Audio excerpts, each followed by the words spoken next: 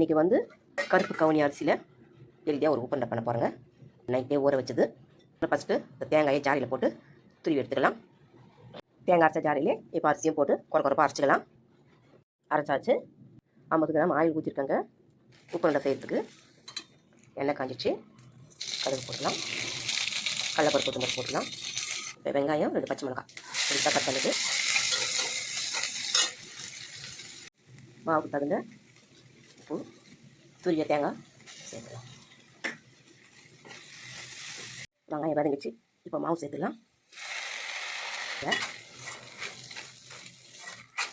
மாவு நல்லா கெட்டியாக வந்துச்சுங்க.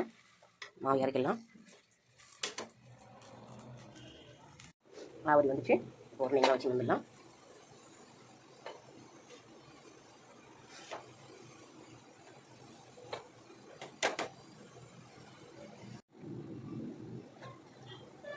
அவ்வளோதாங்க. உப்புண்டை வெந்துச்சு. கொஞ்சம் ஆறட்டும்னு எடுக்கலாம். கருப்பு கவுளி உப்பு அரிசி உப்புண்டைங்க. ரொம்ப ஹெல்த்தியானது. இந்த மாதிரி செஞ்சு குழந்தைங்களுக்கு கொடுங்க. ரொம்ப சுவையாக, ரொம்ப டேஸ்ட்டாக, ரொம்ப நல்லா இருக்குங்க.